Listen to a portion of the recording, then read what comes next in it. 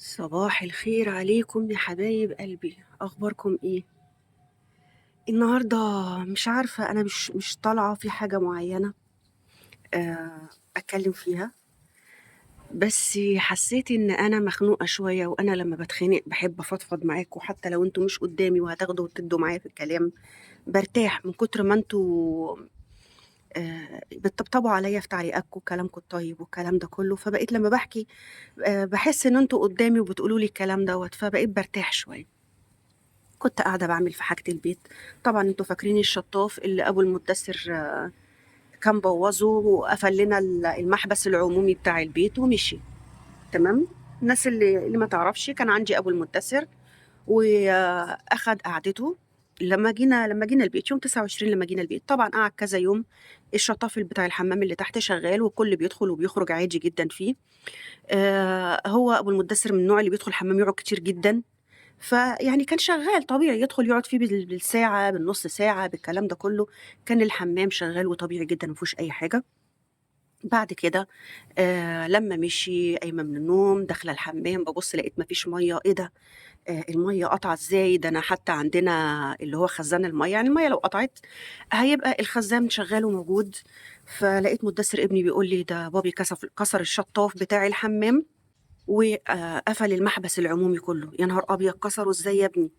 ده البتاع جديد ومتين المهم يعني نزلت ببص لقيته مشدود من الحيطة، مقطوع خالص من الحيطة. اتصلت بيه، طب هات لنا واحد بداله، طب ابعت نجيب بداله، ما اعرفش ايه الكلام ده كله، بلا بلا، طبعا رفض. فقعدنا ندور على اي حاجه نعملها مؤقتا. طب هنعمل ايه؟ احنا عايزين ندخل حمام ونتوضى وميه بقى، يعني ميه اهم حاجه في الدنيا، مين هيقدر يعيش من غير ميه لمده ساعه حتى واحنا ما عندناش حاجه مخزنينها نعتمد عليها. فقعدت ادور عندي كده على حاجات، لقيت عارفين الماسوره اللي بتتحط في الحيطه، الوصله مثلا بتبقى بتتحط في الحيطه، والسخان بتتحط في الحيطه، يعني المهم ان هي الراسين اللي هما بيدخلوا في صاموله. فدخلنا واحده فيها، والناحيه التانيه حطينا راس الشطاف. هي طولها قد من كف الايد لكوع، صغننه خالص، احنا بس قلنا نسد بيها الميه لحد ما نتصرف ونجيب. المهم جبنا الشطاف بعديها. بس احنا علشان رايحين جايين من هنا لهنا ما ركبناش الشطاف، مدثر ما ركبوش. فاللي بقى يدخل الحمام بقى يدخل فوق، واللي تحت دوت نسينا امره خالص، لان زي ما بقول لكم كده احنا رايحين جايين من الاقامه لما اعرفش الايه ميرال المدرسه، طالبين حاجات نروح نجيبها من المدرسه، الاسباب. يعني المهم يا جماعه ان احنا ما قعدناش. تعالوا نروح الناحيه التانيه علشان هنا الشباك شمس جدا.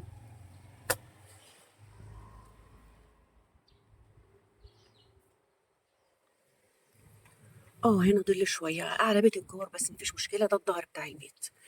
فبقول لكم ان احنا كنا مشغولين بشكل كبير عن اننا نعمل اي حاجه يعني في البيت وكده. انا برضو يعني رايحه جايه في قلب البيت، لقيت حاجه اشيلها اروح احطها في المكان اللي هتتحط فيه. طبعا ما بحطهاش بشكل مرتب، بحطها بس في المكان على اساس ان انا بقى بعد كده، بعد ما كل حاجه تدخل في المكان بتاعها، ابتدي ان انا ارتبها. فالشطاف بقى النهارده افتكرته. قُلت لمّا أحاول إن أنا أعمله، لإن مُدثِّر بصراحة من يومين زعّق معايا وقال لي: "أنتِ لازم تتعلّمي كل حاجة بنَفْسِك، لإن أنا داخل الجيش، أنتِ معتمدة عليّا اعتماد كلّي، فأنتِ لازم تتعلّمي، شوفيني أنا باعمل إيه، وأقفي وجرّبي واكسري وارجعي عيدي." ويعني المهم إن أنتِ تبقي بتعرفي تتصرّفي لوحدِك وبتعملي لوحدِك و تعملي كل حاجة لوحدِك يعني، تعتمدي على نَفْسِك، لإنِّك لو اعتمدتِ على حد مش هتلاقي حد، يعني أنا هادخل الجيش هتقولي لمين؟ أنتِ حتى ما تعرفيش حد هنا، وأم صاحبي مش هتبقى فاضية لِك، كل ما هتعوزي حاجة بقى تركّبي شطاف، تعملي ما أعرفش إيه، تدُقّي مسمار، الكلام ده كلّه، أكيد مش هتقعدي تبعتي للناس يعني، أنتِ لازم برضه تتعلمي. المهم افتكرت الشطاف النهارده وأنا نازلة وباعمل شوية حاجات، فقُلت إيه، لمّا أعمله. خرجت برّه ورُحت إيه، آآ لأ مش خرجت برّه الأول. أنا رُحت إيه، شايلة فكّة الراس بتاعة الشطّاف، اللي إحنا كُنّا مركّبينها في الوصلة الصغنّنة اللي أنا باقول لكم عليها ديّة، لمجرّد بس إن إحنا نسِد المَيّة ما تطلعش. فرُحت شايلة الراس. طبعًا أنا ما قفلتش المحبس. لقيت لكم بقى شلال مَيّة في وشّي وفي جسمي وفي ملابسي. احاول امسك الراس الجديده واحطها تاني، او الراس القديمه واحطها تاني، مفيش، الميه مندفعه بشكل كبير ومش قابله ان انا احط البتاع، مش نافع يعني ان انا احط البتاع.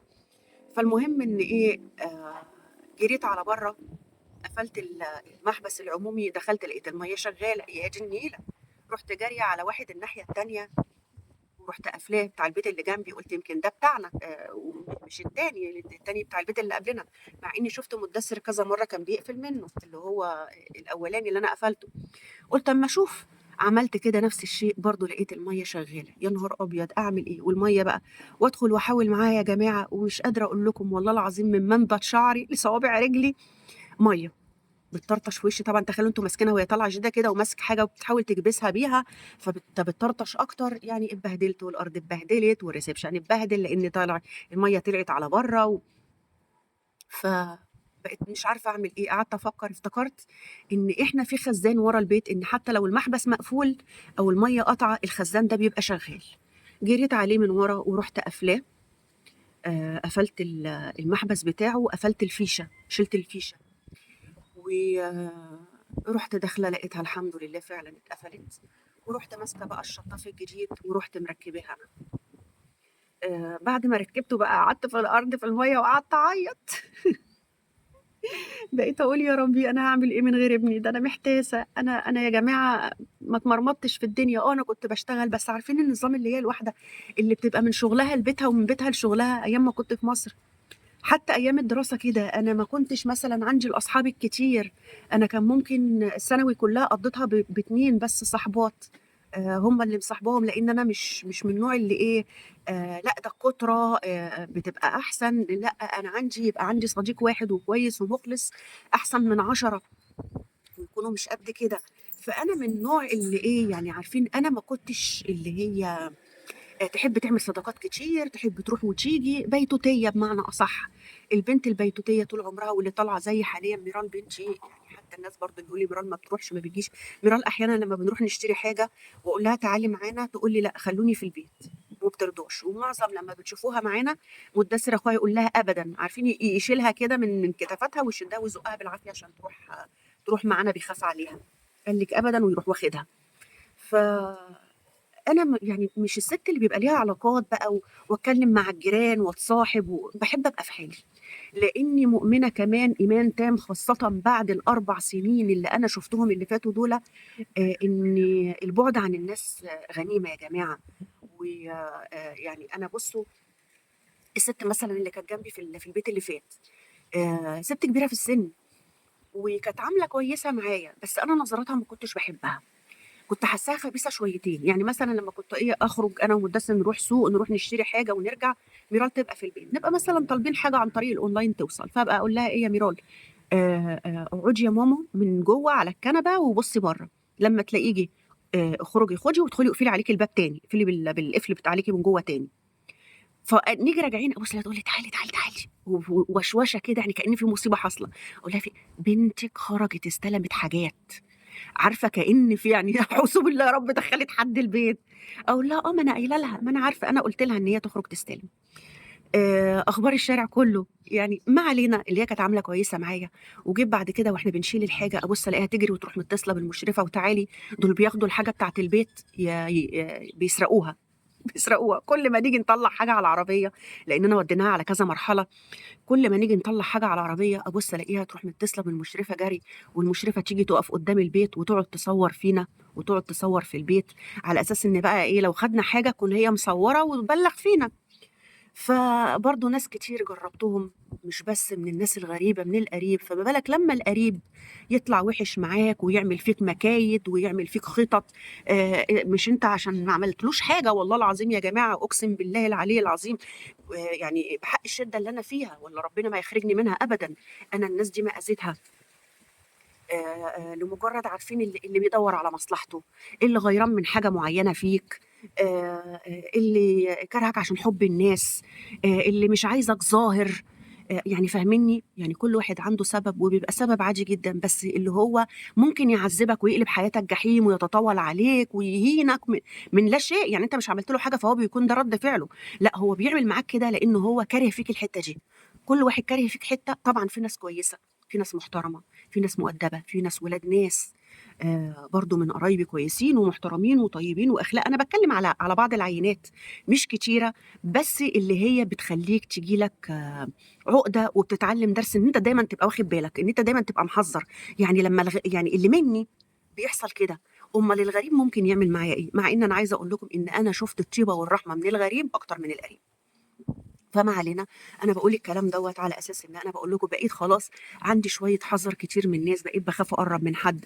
ممكن من خلال ان احنا نتكلم مع بعض في شاشه في شات في الكلام ده كله. حد يجي زياره تايلاند اروح استقبله ونقضي ساعه كده لطيفه مع بعض، نص ساعه.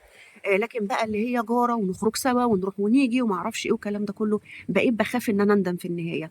بقيت حاسه ان انا ابقى قاعده مستنيه الغدر في اي لحظه. ممكن تقولوا لي أنتِ غلط والموضوع دوّة عادي وفي الصالح وفي الطالح، أيوه أنا عارفة. بس أنا من كتر ما خدت خبطات من ناس كانت قريبة مني أوي وما كنتش أشُك فيها أبدًا، وما كنتش آمم آآ أفكّر في يوم إن هم يعملوا معايا موقف زي ده، إن هم لو حصل معايا حاجة هم هيبقوا أول ناس واقفين في ضهري يسألوا عني.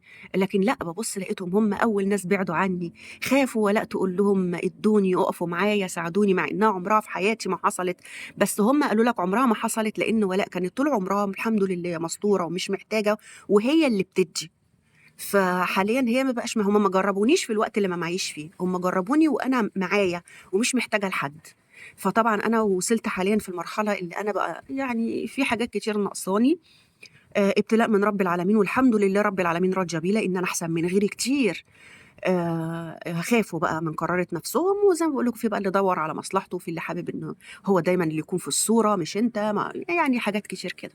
فخلاص بقى جات لي زي نَفْسي كده يا جماعة، زي نَفْسي إن أنا ممكن أتعلّق بحد وأتصاحب معاه وكده، وفي الآخر أبُص ألاقيه يطلع كده. فخلاص، فالإنسان لمّا بيكون محذّر كمان بيكون أفضل. فباقول لكم بقى بقيت عمّالة أفكّر يا ربي أنا هاعمل إيه من غير ابني يا ربي؟ ده هو عيني وإيدي ورجلي ولساني، بيروح في كل حتّة بيعمل لي كل حاجة. أروح معاه أشاور له على الحاجة اللي أنا عايزاها، وهو اللي يُقف ويتّفق ويدّي العناوين ويوصّل لي الحاجة للبيت بصراحة متمرمط معايا. ابني واقف معايا وقفة يعني الراجل الزوج اللي المفروض يكون هو بيعمل الحاجات دي، والولد يكون بقى في مدرسته، يكون في النادي، يكون مع أصحابه. المرحلة اللي هي أهم فترة في فترة الشباب اللي بيبنوا عليها بعد كده نفسيتهم ومستقبلهم وكل حاجة. الولد كمان نفسيته تعبانة أوي، بيقول لي يعني أنا هادخل الجيش أقعد سنتين، لسه بقى أخرج من الجيش، كان المفروض أخرج أدوّر بقى على شغل وابتدي مستقبلي. لكن أنا أخلّص الجيش وأخرج من الجيش، لسه أبتدي جامعة، وبعد الجامعة أبتدي إن أنا أدوّر على مستقبلي. نفسيته متدمّرة بصراحة يا جماعة. لاحظوا إن هو خلاص سايب القناة بقى له فترة طويلة.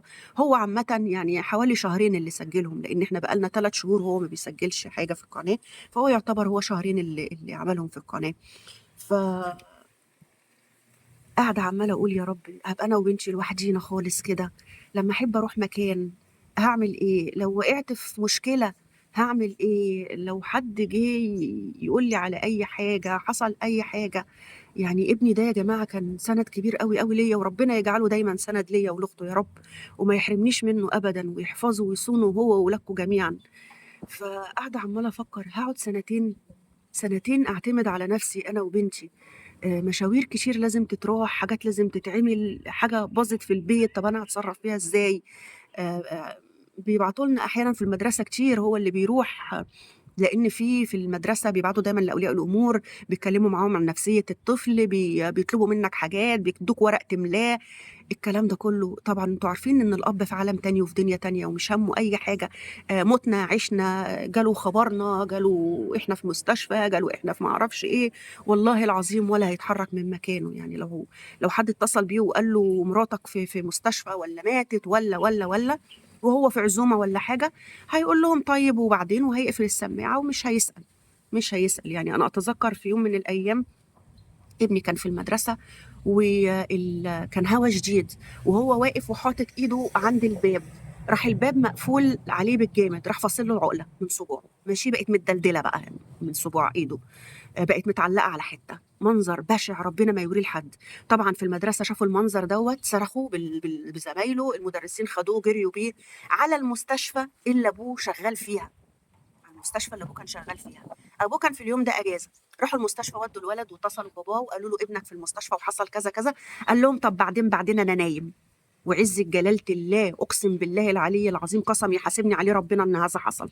بعدين أنا نايم، أنا قلبي كلني في إيه؟ ما فيش حاجة. في إيه؟ لأ أنا حاسة إن في حاجة، قلبي واجعني. أنا يعني أنا المكالمة مش سامعاها، أنا سامعاه هو بيقول لهم إيه؟ بعدين أنا نايم. في إيه؟ ابنك في المستشفى. هاري السوحي ابني في المستشفى في إيه؟ بيقولوا صباعه اتكسر. بقيت اصرخ قوم وديني دلوقتي، انا ما اعرفش في اي قسم، قوم تعالى نروح نشوف الواد فيه ايه، ما دام ودوه المستشفى يعني حاجه كبيره، لو حاجه بسيطه كانوا عالجوها في المدرسه. وده قال لك ابدا.